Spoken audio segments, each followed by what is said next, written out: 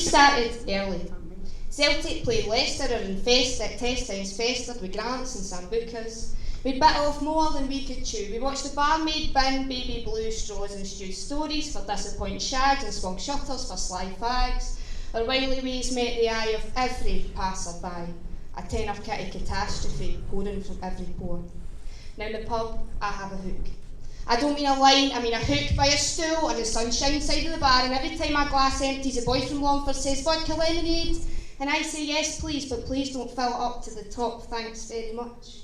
But that night was distinct. I was worse for wear, instinctively drawn to my mahogany chair, and there he sat, on my stool, by my hook, supping lager tops like a fucking tube. So I exclaimed, "Excuse me, that's where I keep my jacket." And it's fair to say, when he spun round, I shat it. Oh, Cuchulainn, sexy salt market, Adonis, what are the chances that we would be on it? In this shite hole, on a Sunday, spitting distance from the Clyde while it's still light outside, and then my conscience starts. I know it's hard because you play Lego Star Wars and go veggie and lefty bars, but please, for the love of Christ, be cool. Do you want a drink? No, I've got a kitty. Do you want something to sit on? I think you'll find you're actually sitting on my seat. This is my favourite song. On the way, I love the Pogues too. Yes, of course, I will dance with you. And we're up, and the tin whistle rises to crack ceiling skies. His hands glide my shoulder with a glint in blue eyes, and I notice a wedding ring, the wrong finger, a smell of Dove soap that lingers. So we flirt and we jibe, and I call him an old bastard, and he pokes my side, and the sambuca slams like poetry does. And I promise myself I won't kick up a fuss, but my stomach's in knots and knots and knots.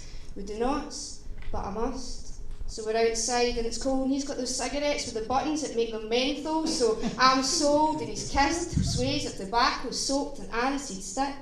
I pull away quick, and he whispers, "I would love to fuck you, but I've got somewhere to be. Give me your number, I'll text you round free." Aye, right!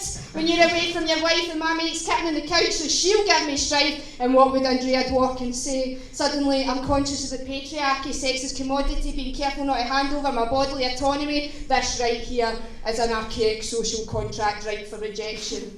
But in my imagination, the weight of his bones and my flesh feels like perfection. I pause to build up suitable tension. I blank out his smile. I collect my thoughts, cause fuck knows my libido is wrong more often than not, so alas, I draw and I say, 07832751258. I've always been a shite feminist anyway.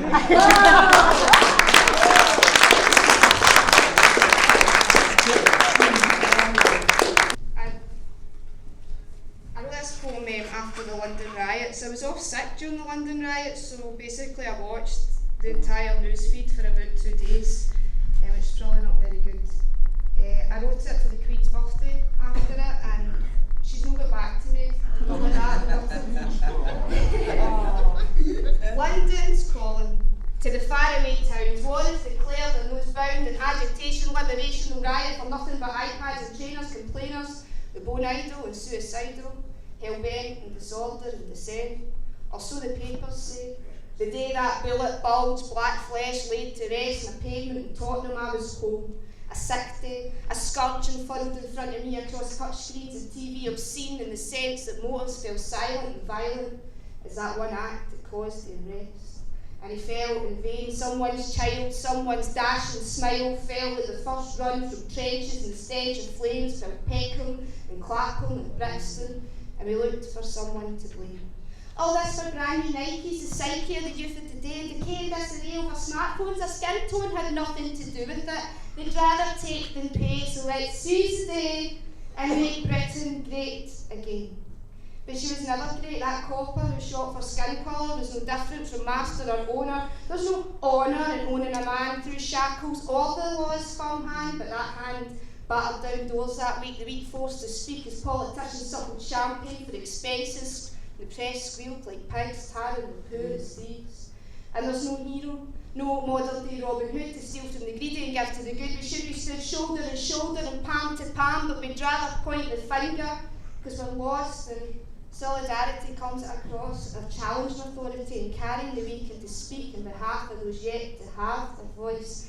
And I don't want to be lost. I want to move forward, build a new day, a modern state, Harrods or dungeons or ivory towers, Westminster and our backhanded devolved powers. She can keep our palace and our commons and our war crimes forgotten. because no wonder London's calling her empire's fucking rotten.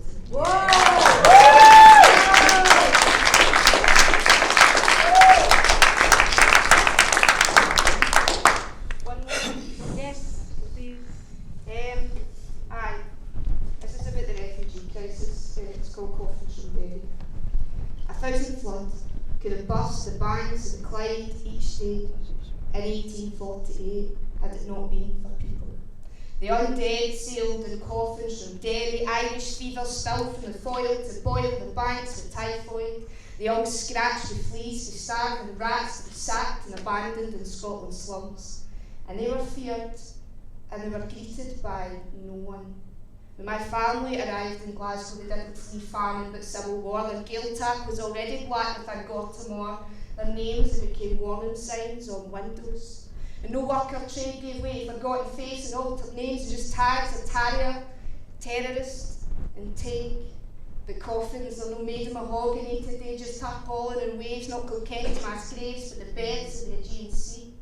The road from Damascus stacked with similarities, even Saul could see flotsam children like beaches of flesh all bloated and grey like typhus, their parents' skeleton faces like security gates and fences, the wires poked with frail famine hands, their lips stitched and stomach pitted as Joe McDonnell or Bobby Sands. And you want me to say they're no like us, they don't belong like us? Well, I can never forget my Scotland's cut from refugees and know how I'm privileged because my sisters made their journeys for me. So as a child I watched from couch and TV, miles from pipe bombs and peace walls, and I will not fall silent. I stand tall, and I stand proud, and I stand in solidarity with the displaced families now residing in Scotland.